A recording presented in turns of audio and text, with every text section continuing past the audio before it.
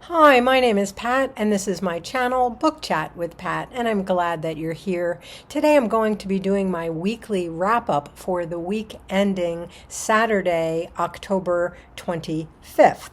I've had a great reading week in which I have finished 3 of the books that I had been reading during recent weeks. First, Jack at Spread Book Joy, Jack and I finished our reading of Anthony Trollope's Barchester Towers. We were reading this for Victober.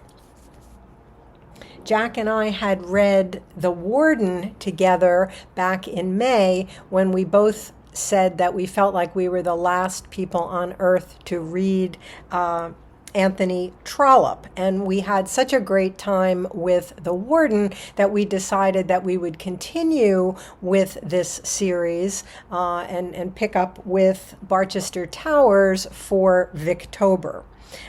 So now I think we are committed to reading more of this series. It's a 6-book series together. We both really loved this book. We're thinking of doing a live stream discussion of our reactions to the book as well, hopefully in the coming days. It was wonderful to pick up the story of Mr. Septimus Harding from The Warden and his daughter, Eleanor Bold. And we also meet several new characters as well, namely the Bishop Proudy and his very controlling and domineering wife, and the insufferable chaplain, Mr. Obadiah Slope. Our narrator tells us that Mr. Slope is probably descended from the awful Dr. Slop from Lawrence Sterne's novel Tristram Shandy. And Jack and I both thought that this was really humorous on Trollope's part to make one of his sort of slimy, despicable characters, a fictional character, a descendant of another author's fictional character. So we thought that was really interesting. This is a book about infighting in the Anglican Church during the Victorian times. New people come in, low church figures, to replace the recently deceased Bishop of Barchester. And many of the high church figures, the established figures in Barchester, are completely put out by these interlopers. There's also sort of a love story going on throughout the novel, although Jack and I both sort of struggled with the way Trollope writes a love story or a romance. But Mr. Harding's daughter, Eleanor Bold, who is a young widow at the beginning of the novel, a young widow with a small child, she is sought after in this novel by at least 3 different men. All of whom are seeking her hand in marriage, although not all of these suitors really have exactly pure motives in mind. Jack and I, as I said, will be talking more about this novel in the near future, hopefully in a live stream discussion. And we are looking forward to reading more of this series in the months to come. I also finished this week my live in-person book group's selection, Sally Rooney's novel Intermezzo. My group is meeting this coming Monday to talk about this book, and I hope to do a full review of the novel after my group has had a chance to meet and to discuss. This novel was my introduction to Sally Rooney. I think someone in our group who recommended it may have read other Sally Rooney novels in the past. I had not. Many people in and around my age group say that Sally Rooney is really writing for a younger audience, younger than us anyway. I don't have anything to compare this to because I haven't read any of her earlier books. So I'm not sure about that. I don't know if she's specifically gearing her fiction toward younger adults than we are. She definitely focuses in this novel on 20 and 30 somethings. And much of the book is about their love lives. So in that regard, I guess, yes, maybe this is a book that might have more of an appeal to younger readers or people at least in different places in their lives than, say, the readers in my book group are. We span in age from early 40s to mid 80s. We have a very diverse book group. But there were aspects of this novel that I thought were timeless. You know, I didn't think that they pertained particularly to 20 or 30 somethings exclusively. I was really interested in the relationship between the two brothers, Peter and Ivan, and they are our protagonists. Peter is a 30-something-year-old lawyer in Dublin, and he's financially very successful. And he's also intimately involved with two different women at the same time. One is in her mid-30s, and this is a woman that he's been in a relationship with for many, many years, and one is in her early 20s. I found myself actually sort of bored and a little uncomfortable, I think, by the descriptions of his sexual exploits. What was interesting to me in this novel was his relationship with his younger brother, Ivan, a 20-something-year-old competitive chess player who is involved in what is really his first serious romantic relationship. And he's in a relationship with a much older woman, Margaret, who is emerging from a terrible marriage with an alcoholic husband. Peter and Ivan deal with very serious conflicts in their own relationship. And they also have conflicts with their mother, from whom they are fairly estranged. And they're both dealing with grief over the very recent loss of their father, who really was the primary caretaker in their lives. To me, the contentious relationship between the brothers and their struggles to come to terms with the loss of their father, these were the most interesting things about this book. In the end, I was deeply moved by this novel, much more so than I thought I was going to be in the maybe in the first 200 pages of it or so. I will have more to say about this after my group meets on Monday, and I think I'll do an individual review of the novel probably next week. I also read this week T. Kingfisher's newest book, What Stalks the Deep.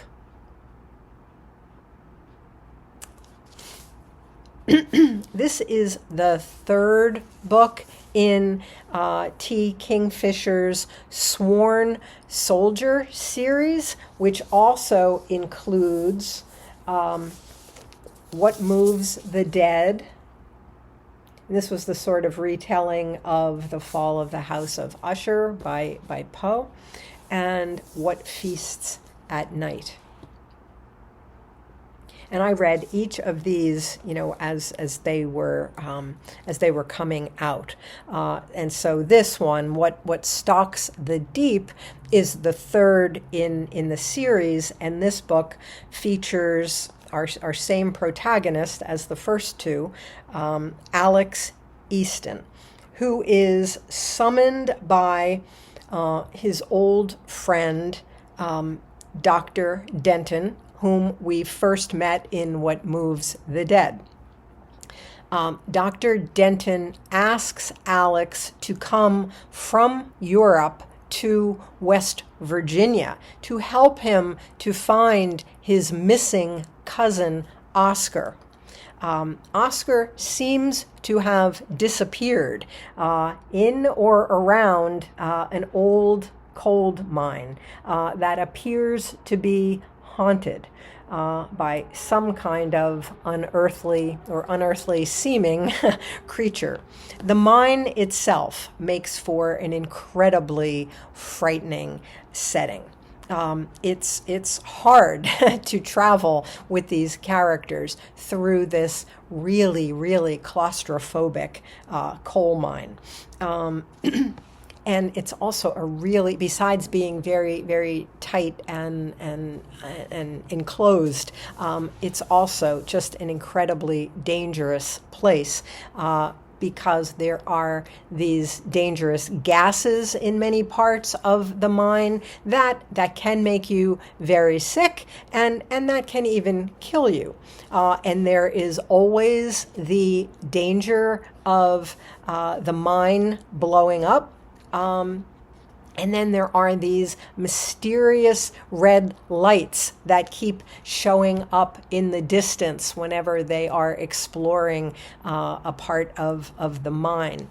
And then there also are these very odd wet sounds that seem to be following Alex and crew whenever they enter into the mine shaft.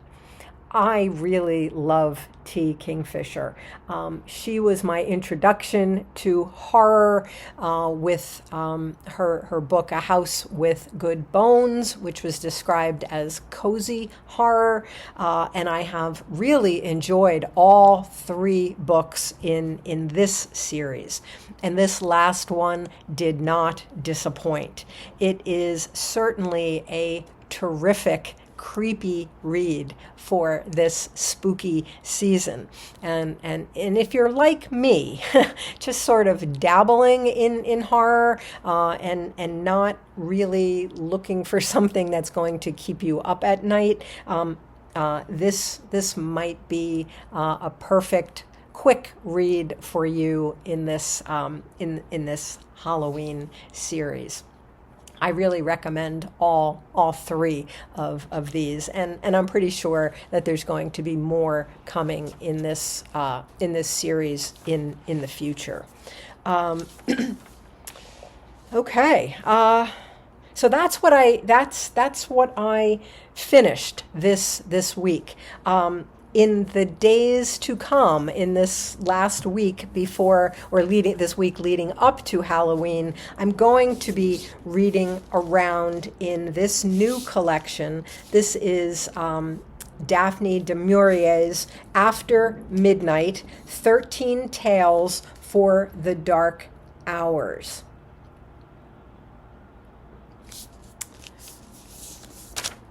This is a collection of stories by Dame Daphne DuMaurier, the famed author of the Gothic novel Rebecca.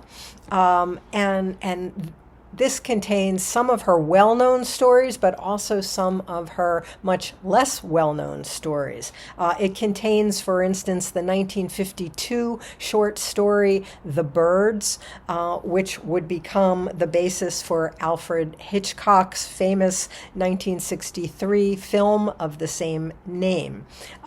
Here's just a little bit about this collection. This might be something that would be of interest in this spooky season. The 13 Tales in After Midnight are some of DuMaurier's darkest and most haunting, from sophisticated literary thrillers to twisted love stories. Along with the classics The Birds and Don't Look Now, both of which also inspired superb films, are the novella Monte Verita, a masterpiece about obsession, mysticism, and tragic love, and The Alibi, a chilling tale of one ordinary man's descent into lies, manipulation, and sinister fantasies. So a little more spooky reading for me in the week to come. So that's what I've read this week, and that's what I have coming up in the week to come. A couple other things that I just wanted to talk about in this wrap up. This week I received a couple of beautiful gifts from my dear friend Reney at Beyond Books. Reney recently did a video where she really went into a lot of detail on some of the diamond art that she does, and she showed some bookmarks that she has been making, and she was sending bookmarks out as well. She did a giveaway, a wonderful giveaway on her channel, and she also sent some gifts to some people that she'd been doing buddy reads with, and this was the bookmark that she made and sent to me. It's beautiful, beautiful blue, and very colorful, blue and purple and pink owl. And then she also sent this little Christmas ornament, which she also made. It's really, really lovely. So thank you so much, Reney, for your beautiful artwork and for your thoughtfulness as well. A number of my Booktube friends have had special events in these past 2 weeks, and I just wanted to shout out a couple of people as well.